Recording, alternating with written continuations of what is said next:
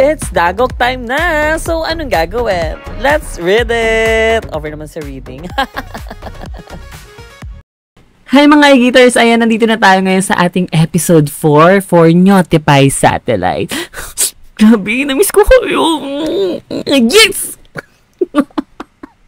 Over naman sa happiness. Tikman nga natin kung matamis ba ito. Ito yung mga story natin for episode 4. Betcha, very light lang yung atake ko. Hoy, huwag nyo kakalimutan bumili ng Sophie & Co. Malapit na yan. Over naman sa promotion. So, ito na nga ang una nating story for episode 4. Category is horror. And ang kanyang titulo dito is Luma at Bagong Bahay. This is our bonus track kasi may aabangan kayo sa next story. So, anong gagawin? Let's read it! Ilang araw na akong nanonood lang live mo. Ngayon kaya nanonood ka pa din? The question is, si Sir ito naman si Sir. Kaya inisip ko na ibahagi naman ng aking mga nakakakilabot na karanasan. Unahin ko muna yung unang beses ako nakakita nang hindi ko masabi na multoret. Kasi ito ang itim na figure para siyang anino na malaki na hugis shoo. Hindi talaga ako naniniwala sa mga ganun kasi never pa naman ako nakakita o nakakaramdam, not until nung high school ako. I think that was 2013 Third year high school ako noon. Ilang gabi ko nang napapanaginipan ng isang itim na imahe o anino ng ilang gabi. Although hindi siya sunod-sunod na gabi na nagpapanginipan ko pero madalas itong nagpapakita sa aking panaginip. Ito ay kinukwento ko din sa aking mother. At that time, hindi naman pinapansin kasi akala namin wala lang. And then, hindi ko talaga makalimutan nung araw na yon, February 16, as of February 16, 2013, ng gabi yon, normal lang naman nanonood ng Shivi, kumain rat, naligo, at nasyulog. Then, nagising ako, pero hindi ko maalala kung anong eksaktong oras nung nagising ako. Pero hindi ko talaga makakalimutan nung nakita ko yung malaking itim na imahe sa pinaka-corner ng wall na kisame namin Ibig sabihin, parang siya nakalutang o parang nakadikit siya sa pinakasulok ng room. Guys, kung pinikit yung ice ray ko at andun pa rin siya. Over naman sa, visitor. Then, pinikit ko na lang yung ice ko ng ilang segundo. Then, sinilip ko ulit. Ay, wala na. Na parang bula. Then, after nung nakitulog ako sa room ng mother ko, pero hindi ako nakatulog ng time na yon. I swear, hindi siya panaginip kasi naalala ko sa kakaapura ko, nakalabas na ng kwarto. Tumama yung hita ko sa lamesa ko, tapos nagpasa siya kinabukasan. And then, yung second time nakaramdam ako ay hindi ko nakita, pero sa halip ay nadinig ko dahil tinawag nito yung pangalan ko. Bali, lumipat pala kami ng bahay nung third year college na ako, and sa Nueva Ecija ito nakatira. And alam natin na puro palayan dito sa province namin. Hindi ko alam. Over naman sa trivia. So, yung bagong bahay na tinitiran namin ay hanggang ngayon ay nasa gitna siya ng bukid. What I mean is malayo siya sa mga bahayan. Siguro yung pinakamalapit sa bahay sa amin ay 2 minutes na lakad para makarating. So, malayo talaga. Nangyari to kung hindi ako nagkakamali, 4th year na ako noon Kakauwi ko lang sa school. I think nasa 11 PM nagduyan, nakapes ko ng mahangin naman liwanag ng buwan na to. Nikki, wag ka naman lumabas. Horror to horror to. Ismayado po. Hindi na po deserve yun matanda na po siya. Ba't naka-close yung mouth? So let's move on. May ads lang. Skip. Sige. So, ito na nga, sabi niya, kakauwi ko lang ng school, I think nasa 11 PM nun, nagduduyan orchestra.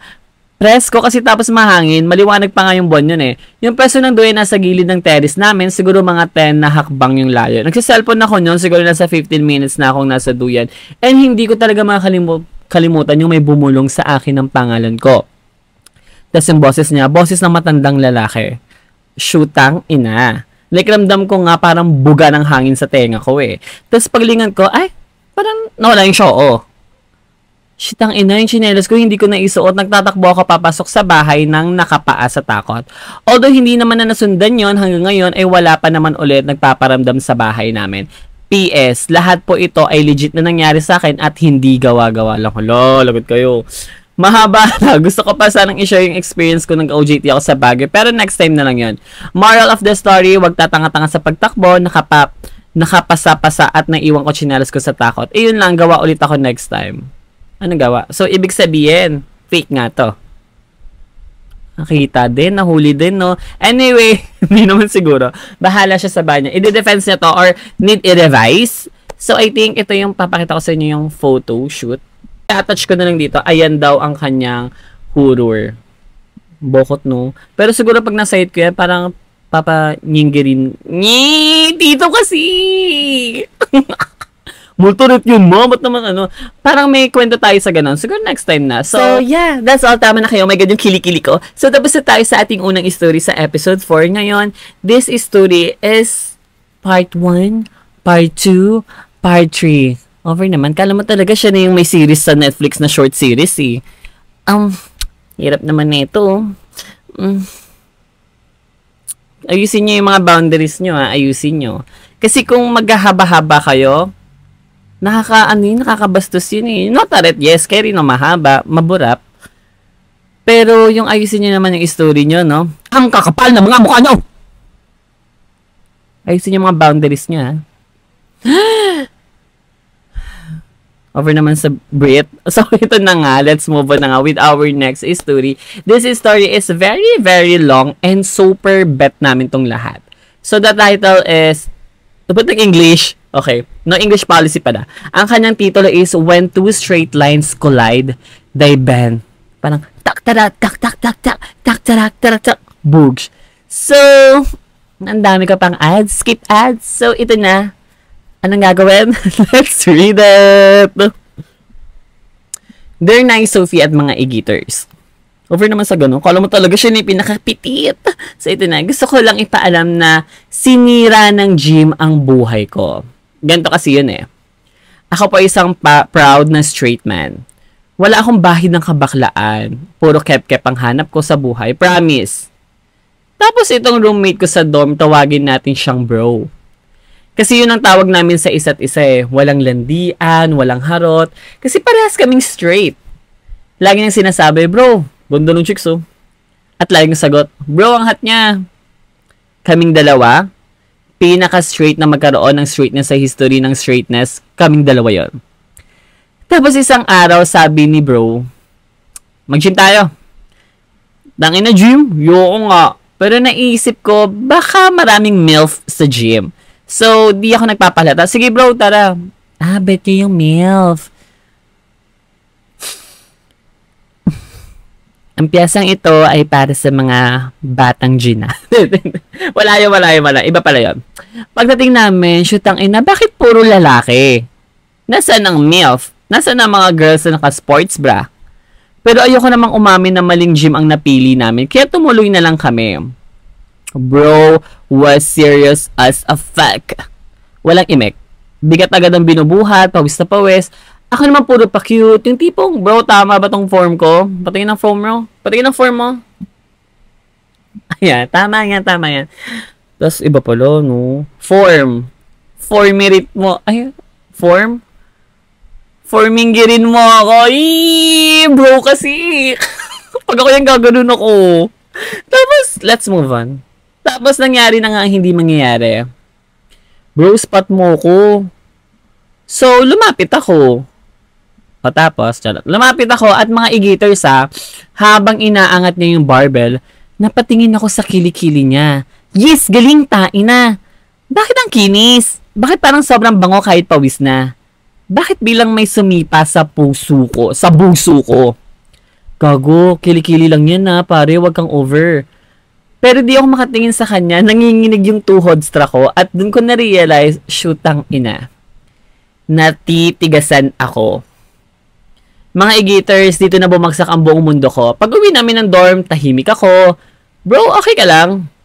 Ako naman. Oo naman bro, pero alam kong nagsisinungaling ako.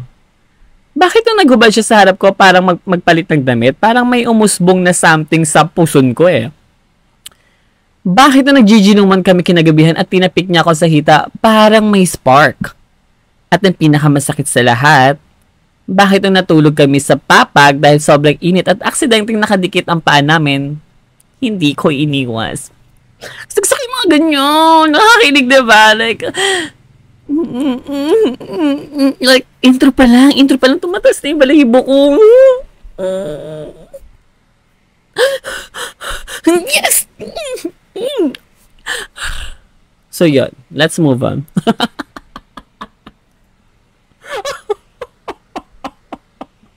Hindi ko kaya mag-let's move on agad. Tinitiis kong hindi ma-laugh. Over naman sa laugh. Grabe laugh ko sa'yo, nak. Na-laugh ako doon. So, okay, winner ka na.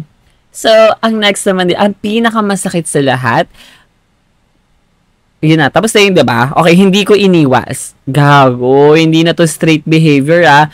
Araw-araw ako nagdadasal na puro Lord, ibalik mo ang straightness ko. Please, ang iniisip ko bago matulog, hanggang sa isang gabi, biglang sabi ni bro, may sasabihin ako, putang ina, wag mo akong gulatin, gago. Wala akong pang-take ng confession. Napansin ko kasi parang ang word mo lately. Ha? Wanna play with me? Charot. Hindi naman, bro. Hindi yung sinabi. Ito yung sinabi niya, ha? Hindi naman, bro. Tumingin siya sa akin, tang ina, ang lapit ng mukha niya. Ang sabi niya, straight ka ba? Gago nung tanong na to. Over. Gusto ko sana sumagot ng, oo bro, no homo. Pero bigla niya akong sinandal sa dingding. Shit. Shootang ina. Anong isasagot ko mga igiters? At parang ako yung natanga. Hindi ko na siya nasagot kasi bago pa ako nakapagsalita, hinalikan na niya ako. At hindi ako lumaban. At hindi ko rin siya tinulak mga igiters, ha. 2 straight lines kami. Pero nagbanggaan kami. Shootang ina, bumalaktod kami. After ng pangyayari yun, alam nyo na yon, nagyarurot kayo. Alam namin na nagyarurot kayo. Barat ba? Ba't inas? Over naman sa ass! Sa ass? Parang, saan ba ginosok? Sa ass? Alam nyo na yun, huwag tayo maglokohan pa kung ano yung sumunod na mangyari. Let's just say, nag-ispadahan kami at may train na pumasok sa tunnel. Nabang naman, kala mo talaga siya na yung papalit sa mga BL series eh. Nagkaalinlangan kami ni bro. As in yung tipong di na kami nag-uusap ng matagal, walang kantsawan, walang gym, walang bro spot, mga moments. Para kaming dalawang batang nagtampuhan kasi na-discover nilang hindi pala 100% straight ang DNA nila. Pero isang gabi hindi ko nakinaya. Sabi ko, bro, ano meron sa atin? Nakatingin na kami.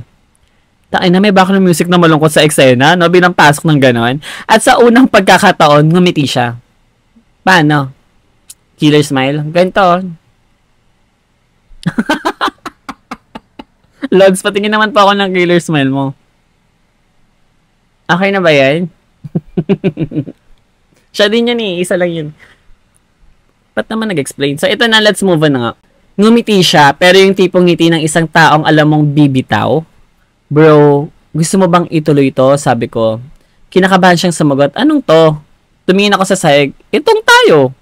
Mga igiters, hindi ko na alam kung anong nararamdaman ko noon. Hindi ko naman to plano, gagi. Hindi ko inisip na balang araw masisigasan ako sa kakakita ng kilikili ng roommate ko. So, dapat gumanong ka. So, yeah, tama na kayo. Oh my God, yung kilikili ko. So, bye! Dapat gumanong ka. Kasi, mali ka kasi dun eh. So, pero putang ina, gusto ko yung piliin. At ito na mga igiters ang pinakamasakit. Inopen niya, bibig niya. Tumawa siya, pero hindi masaya. Gago, may girlfriend ako. The Twister. DJ Mod. Ay, wala pa ng background music tayo. Wala tayo mga pang... Ay, hala, kasapot. Kasapot. Hala, uy. Wala tayong kasapot na music. Pero anyway, binoise over ko na lang dyan. Ibo-voice over ko yan. Epilogue over. Anong epilogue? Over naman sa ass. So, nagpatuloy ang buhay namin, pero hindi na kami nag-iimikan. Pero minsan kapag akala niyang tulog na ako, nararamdaman ko nakatingin siya. At minsan kapag akala ko tulog na siya, nakatingin ako. So, meron siya ditong kinoment, sabi niya, kasi nagka-comment kami, sabi namin, baka fantasy, once upon a time ka na naman ha. Sabi niya, mahilig talaga ako sa fantasy night, kaya over sa Dago Claws. Ako yung nasa right, kasama yung common friend namin, naka-hide fest namin for privacy only. For you, please over. Papashow ko dito. Oh my God! Anyway, ayan, yung mga bro pa kayo ba't nagbanyarurot? So, I think hanggang dyan lang muna. So, ayan mga igiters, dumako na tayo sa episode episode. Sa part 2 ng When Two Straight Lines Collide, They Bend. Kasi, medyo mahaba-haba talaga tayo. Kala mo talaga, sila na yung candidate sa Olympics sa Philippines eh. So, let's move on. And, tara, basahin na. Bakit ganun? Tara, basahin natin. Hindi. So, anong gagawin? Let's read it. Hindi ko na kayo kasi bibitinin. Skip ads na naman kayo dyan. Skip ads. Skip ads. So, ito na nga, mga e-geaters. Over kayo sa pag-bash sa akin na Dilulo at Fantasy kagabi, backshock siya dito. Kasi nag-comment kayo, fantasy yan! Over sa Once Upon a Time, walang ganyang sa totoong buhay na BL series. So, ito na. Sophie, pakihawak kamay ko, please, dahil baka maglani niya ang eyes ko. Ang title ng part 2 ay When Two Straight Lines Collide, They Break. Last English policy na to. No English policy kasi dito Notify satellite, sa TikTok satellite. So, iniba niya pala ang kanyang titulo. When Two Straight Lines Collide, They Break. Die break yung kayo nyo ko, Mart. Diba? Like, nyarurat, ganun. So, anyway, indie. BL. So, ayun na nga. Let's move on na nga. So, ayun na nga. Diba natapos na yung bro? Gusto mo bang ituloy ito moment of the century 2 na? Sinaksak niya ako ng, gago, may girlfriend ako. Imagine yung mga e-geaters buo na yung fantasy ko kung paano ko siya liligawan, ready na ako maging secret boyfriend niya, habang kunwari ay roommates lang kami forever. Tapos bigla niya akong inunahan ng exit speech. Ang sakit kasi nun hindi na kami nag-usap as in nothing, zero, void, a blank space by Taylor Swift. Wala. Kung dati hindi pwedeng lumipas ang isang araw nang walang kantsawan, tawanan, gym, spot mo ko bro. Ngayon, over na talaga. Wala na. Over naman kasi sa spot, kala mo talaga, pinasok niya yung spot niya. Erbog! Over naman sa Kairbogan kasi. At ako wala akong choice kundi lunukin ang lahat ng white cast. Ay, sorry, nagkamali ako. Unresolved feelings pala. Kala kasi may naiwan, syempre, lulunukin yun Sayang. Kasi nga naniniwala ako na, nadarit na yan Bakit hayaan mo pang maging bato? Diba, syempre hindi. Sa ibong adar na nga Kailangan nga. Over naman sa fables. Over! So, let's move on na nga. Kasi akala ko dati straight ako Akala ko trip lang yung nangyayari. Akala ko hindi totoo ang lahat ng to na dala lang ng ingenuman, ng kilikili at testosterone overdose ang lahat. Pero bakit ang isang beses may dumaan na sobrang hot girl, hindi ako nag-react? Bakit nang nakita ko may kausap siyang ibang lalaki sa gym, parang gusto kong i-josok yung buong barbell sa bibig ko out of jealousy.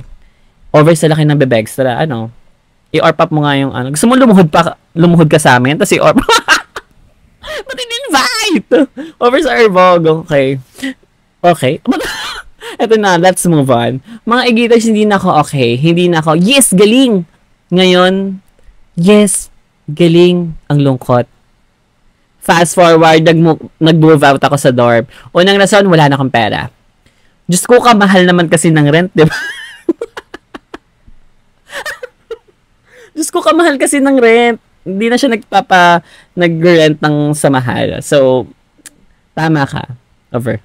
Pangalawang rason, hindi ko na kayang makasama si bro sa isang kwarto na parang wala lang nangyari. Kasi paano mo titingnan ng normal ang isang taong nakatulog sa tabi mo habang parehong wala kayong saplot, over sa saplot. So, ayun, eventually, we take care of yourself at home. Umuwi na ako sa bahay namin. Back to anak, maghugas ka ng shinggan. Back to anak, kailan ka magkaka-girlfriend.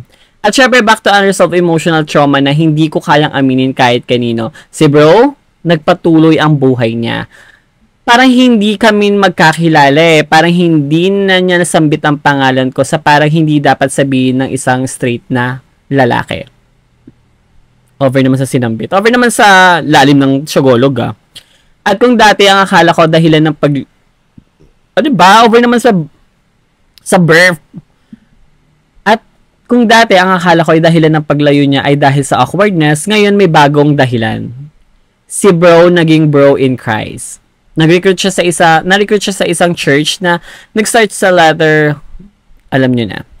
Yung sikat na church na puntahan ng mga knowledge students, sa una wala naman akong issue. I mean, good for him, 'di ba? Hindi ako against sa faith Huwag tayong problematic dito, char. Okay, buti na disclaimer ka. Lahat naman tayo gusto ng sense of direction sa buhay, pero habang tumatagal parang nagiging iba siya.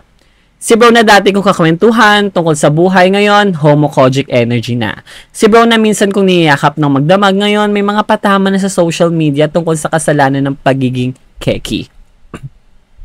At gagi hindi ko alam kung may iinis ako o masasaktan kasi alam ko kung anong pinaparinggan niya. Ang self-righteous niya, 'di ba? After nangyari sa amin noon, pero ngayon pakiramdam ko, ako ang pruweba ng isang bagay na gusto niyang itanggi habang buhay. Over naman sa third year ka. Nice, Sophie. Paano may paglalaban ng isang taong pinili ng lumayo? Over naman sa ass. Bakit ako nadamay dyan? Nananahimik ako dito eh. Taga-read lang. Tandaan nyo tandaan nyo. Kayo gumagawa ng grades nyo, taga-record lang ako. Taga-read. With, inutusan ni Dean, diba? Dean? Shhh! Gano'n lang muna, Dean. Alam mo naman, nagbe-video ko Notify Satellite eh. Ano yan? Ba't pinapasit ng Titi Pirot? May sobrang balat. Prito ko yan. Sige, let's move on na nga. Ba't ipiprito? I miss chicken skin. So, ayun na nga. Let's move on. Paano mo sasabihin sa sarili mo hindi ka mali kahit ang buong mundo ay pilit kang inaayos? At paano mo isipin na okay lang maging ikaw kung ang pinakaunang taong narapadama mo sa'yo ng ganitong feeling, siya rin na ang unang tumatanggi sa'yo. Siguro may mga taong darating sa buhay mo hindi para manatili, kundi para guluhin ka saglit. Para iwan kang may tanong. So ngayon, malamang tanungin niyo ulit ako, straight ka ba talaga? Ito ang sagot. Ba't naman inutusan ako mag-ask? Over naman. So at ang sagot, hindi pala. At it doesn't matter. Ang mahalaga, may isang taong duman sa buhay ko, iniwan niya ako, pero siya nagpa-realize sa akin kung paano naging totoong show. Paano naging totoong tao. Over. So yeah, that's all. Tama na kayo. Oh my God, yung kili-kili ko. That's our episode of 4. Pero kulang pa yon kasi meron pang part 3 ang ating pangalawang story sa episode 4. And sa next episode natin siya i-upload. Sa next episode natin siya. Syempre, para may pabitin naman ako. Marketing strat ba? Over naman sa marketing strat. Anyway, ayun, that's all. It's a very, very, very, like parang ang sakit sa buso. Buso is puso. Sa puso na parang, it's parang binigyan kayo ng challenge to work, to love. Parang binigyan kayo ng love. Hindi ko na alam kung ano yung sasabihin. Alam mo, ang ganda ng story niya. Like, andun na rin yung mga sagot. Yung mga ask niya, like, makakapulot na rin tayo ng aral dun sa kanyang mga story. Kasi, diba, like, parang nalabas ng isang tao yung kanyang sexualidad. Like, hindi niya alam. Nagulat din siya na, bakit ko to na-nose? Bakit lumabas? Ibig sabihin pala, keke siya, nawala yung taong na dapat susupport sa kanya, magpo-push through sa kanya. So, it's a very, very sad. Kasi nga, kloseta siya. And hope soon na nabasa kasi namin ng part 3. Anyway, abangan na natin sa part 3 yung kanyang story. So, that's all. Diba? Minadali ko lang to. Bahala kayo dyan. Panoorin nyo itong episode 4. Anyway, thank you so much mga Igiters. Thank you so much for your support for Notify Satellite. And don't forget to comment, to like, and of course, i-share nyo naman. Parang awa nyo no. Ginalingan ko na dito So, abangan nyo yung part 3 ng kanyang story. When, ang kanyang story ng titulo na When Two Straight Lines Collide, They Bend. When Two Straight Lines Collide, They Break. Ano kayang episode, ang part 3 niya? So, anyway, that's all. Tama na kayo. May ganyang kili-kili ko. So, bye!